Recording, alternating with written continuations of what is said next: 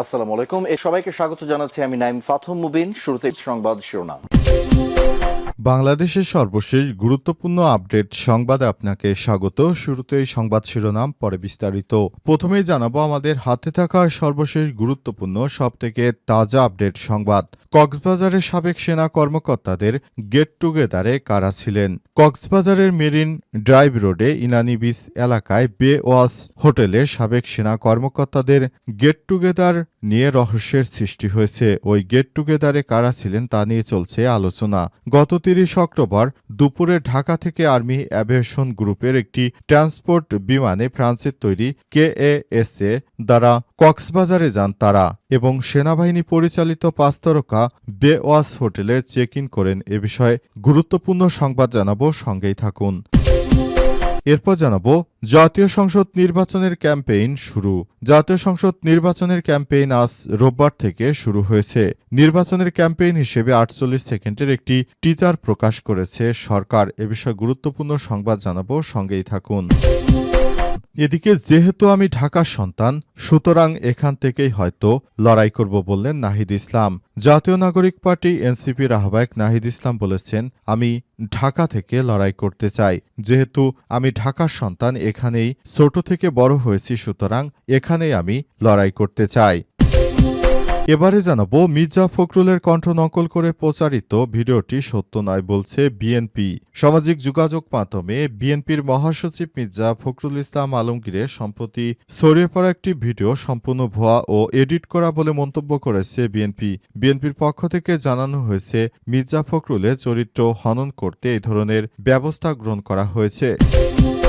এবং সর্বশেষ জানাবো কেরানি থেকে যেভাবে ডিএমপির commissioner Habibur Rahman Bangladesh public service commission PSC তৃতীয় শ্রেণীর কর্মচারী বা কেরানি হিসেবে কর্মজীবন শুরু হয়েছিল, শেষ হয় দেশের অন্যতম ক্ষমতাধর পুলিশ কর্মকর্তা হিসেবে দায়িত্ব পালনের মধ্য দিয়ে। এই পুলিশ কর্মকর্তা হলেন ঢাকা মেট্রোপলিটন পুলিশ ডিএমপির সাবেক কমিশনার হাবিবুর রহমান। তার বিরুদ্ধে আন্তর্জাতিক অপরাধ ট্রাইব্যুনালে গণহত্যা, মানবতা বিরোধী অপরাধের মামলা হয়েছে, ঝুলন্ত গ্রেপ্তারি পরোয়ানা রয়েছে। এছাড়াও তার বিরুদ্ধে রয়েছে হাজার হাজার কোটি টাকার অবৈধ সম্পদ গড়ে তোলার অভিযোগ। 2013 সাল থেকে আওয়ামী বিরোধীদের দমনে হাবিব ছিলেন অগ্রগামীদের একজন। তার বাড়ি গোপালগঞ্জের সদরের দিঘলিয়া গ্রামে। দরিদ্র ফ্যামিলির সন্তান হয়ে তিনি কিভাবে পুলিশের সব থেকে উচ্চ পর্যায়ে গিয়েছেন, সেটা আওয়ামী লীগ সরকারের সময় আওয়ামী লীগের মদত পেয়ে তিনি এসব অপকর্মের সঙ্গে যুক্ত ছিলেন। প্রিয় দর্শক, এতক্ষণ শুনছিলেন সংবাদ শিরোনাম, এবারে বিস্তারিত। তবে তার আগে বন্ধুরা, অনুরোধ থাকবে এই সংবাদটিতে একটি লাইক দিন। এই চ্যানেলে আপনি নতুন হয়ে থাকলে আমাদের সংবাদটি দেখতে দেখতে চ্যানেলটি সাবস্ক্রাইব করে রাখুন। কমেন্ট করে বন্ধুরা আপনার মূল্যবান মতামত জানিয়ে দিন আপনি বিশ্বের কোন দেশ থেকে বা বাংলাদেশের কোন স্থান থেকে আমাদের সংবাদটি দেখছেন এবং শুনছেন। আর বন্ধুরা, সংবাদটি আপনার সোশ্যাল মিডিয়া ফেসবুকে শেয়ার করে বন্ধুদেরও দেখার সুযোগ করে দিন। এবারে বিস্তারিত। কক্সবাজারের সাবেক সেনা কর্মকর্তাদের গেট টুগেদারে কারা ছিলেন? কক্সবাজারের মেরিন ড্রাইভ রোডের ইনানি বিচ এলাকায় বে ওয়াস হোটেলে সাবেক সেনা কর্মকর্তাদের গেট টুগেদার নিয়ে রহস্যের সৃষ্টি হয়েছে। ওই গেট টুগেদারে কারা ছিলেন তা নিয়ে চলছে আলোচনা। গত 30 অক্টোবর দুপুরে ঢাকা থেকে আর্মি অ্যাভিয়েশন গ্রুপের একটি ট্রান্সপোর্ট বিমানে ফ্রান্সের তৈরি KSA তারা কক্সবাজারে যান এবং সেনাবাহিনী পরিচালিত 5 তারকা বে ওয়াস হোটেলে চেক ইন করেন বলে জানা গেছে। 44 সদস্যের প্রতিনিধি দলের নেতৃত্ব দেন মেজর জেনারেল ফজলুর রহমান মিয়া। সাবেক অর্ডিন্যান্স এই সফরে সাবেক সেনা কর্মকর্তাদের মধ্যে ছিলেন 8 জন মেজর জেনারেল, 12 জন ব্রিগেডিয়ার জেনারেল, 1 জন কর্নেল, 1 জন লেফটেন্যান্ট কর্নেল, 1 জন মেজর। এছাড়াও প্রতিনিধি দলে কয়েকজন কর্মকর্তা পরিবারের সদস্য ছিলেন বলে জানা গেছে। আরও জানা গেছে, সাবেক সেনা কর্মকর্তাদের কর্মসূচি নির্বিঘ্নে অনুষ্ঠানের লক্ষ্যে ওই 2 দিন হোটেল বে ওয়াসে অন্য কোনো অতিথির বুকিং নেওয়া হয়নি। 30 ও 31 অক্টোবর ওই হোটেলে অনলাইন বুকিং চেক করলে সোল্ড আউট অপশন দেখা যায়। এই গেট টুগেদার অনুষ্ঠানটি সেনা সদরে সৌজন্য হয়েছে বলে শোনা গেল। এ বিষয়ে আইএসপিআর এর সঙ্গে যোগাযোগ করা হলে জানানো হয় তাদের কাছে কোনো তথ্য নেই। শনিবার সরকারি ছুটির কারণে অফিস বন্ধ থাকায় তারা সঠিক করে তথ্য জানাতে পারছে না। সংশ্লিষ্ট একটি সূত্র জানিয়েছে অবকাশ যাপনকালীন এই সফরে সেনা কর্মকর্তা গেট টুগেদার পার্টি বিশ্ব কক্সবাজারে দর্শনীয় এলাকা ভ্রমণ করেছে। জাতীয় সংসদ নির্বাচনের ক্যাম্পেইন শুরু। জাতীয় সংসদ নির্বাচনের ক্যাম্পেইন আজ রোববার থেকে শুরু হয়েছে। নির্বাচনের ক্যাম্পেইন হিসেবে ৪৮ সেকেন্ডের একটি টিজার প্রকাশ করেছে সরকার, যেখানে বলা হয়েছে চাবি আপনার হাতে, ভোট দিয়ে দেশের দখল বুঝে নিন। প্রধান উপদেষ্টা প্রেস উইং এক সংবাদ বিজ্ঞপ্তিতে তথ্য নিশ্চিত করেছেন।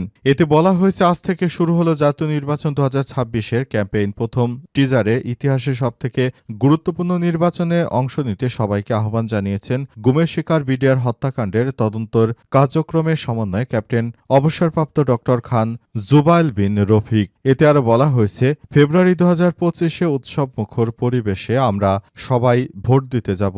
ফেব্রুয়ারির নির্বাচনের মধ্য দিয়ে দেশের মালিকানা বুঝে নেবে দেশের জনগণ। আসন্ন জাতীয় সংসদ নির্বাচনে প্রথম টিজার শুরুতে স্ক্রিনে দেখানো হয়েছে।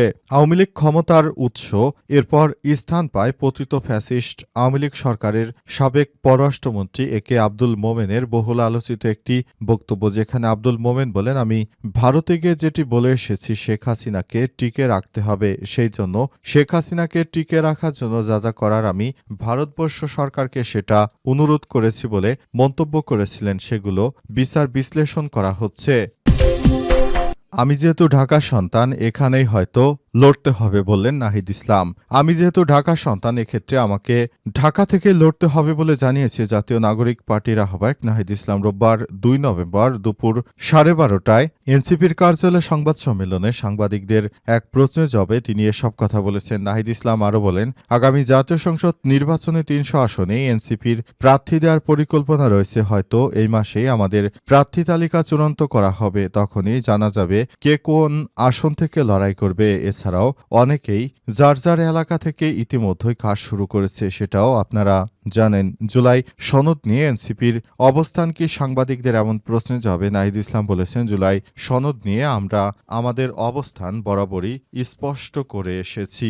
বাংলাদেশে আমরা রাষ্ট্র সংস্কার চাই, পরিবর্তন চাই, গণতান্ত্রিক সংস্কার চাই। সেই প্রেক্ষিতেই গণ অভ্যুত্থানের পর থেকে আমার নতুন সংবিধান, গণপরিষদ এবং রাষ্ট্রের মৌলিক রূপরেখা নিয়ে আলোচনা করে আসছিলাম। আশা করছি আপনারা বুঝতে পেরেছেন আমরা মূলত নতুন করে কি চাই। সুতরাং এই বিষয়গুলো আপনারা অবশ্যই দেখেছেন। আমরা চাই নতুন বাংলাদেশ গড়ে তোলার জন্য আমরা যেসব বিষয় নিয়ে সবথেকে বেশি কথা বলেছি সেসব বিষয়গুলো খুবই গুরুত্ব সহকারে আমরা দেখেছি এবং আমরা চাই বিষয়গুলো যেন জনসাধারণের জন্য উপযোগী করা হয়। সেজন্য আমরা অন্তর্বর্তীকালীন সরকারকে ধন্যবাদ জানাতে চাই।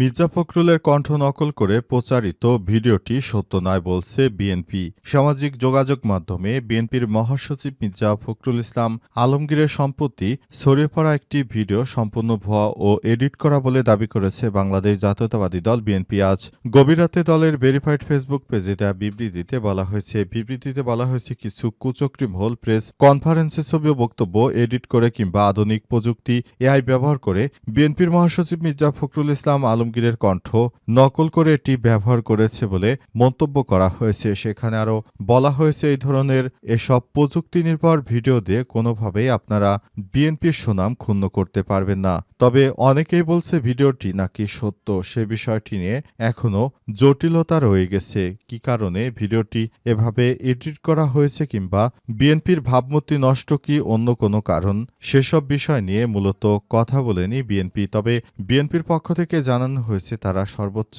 প্রচেষ্টা করছে অনলাইন থেকে সব ভিডিওগুলি সরিয়ে দিতে, কিন্তু শেষ পর্যন্ত আদৌ তারা এই বিষয়টি পারবে কিনা সেটি খুবই গুরুত্ব সহকারে তারা দেখছেন এবং তারা চাইছে যেন আগামীতে এই ধরনের কোনো সমস্যা আসলে সামনে না আসে।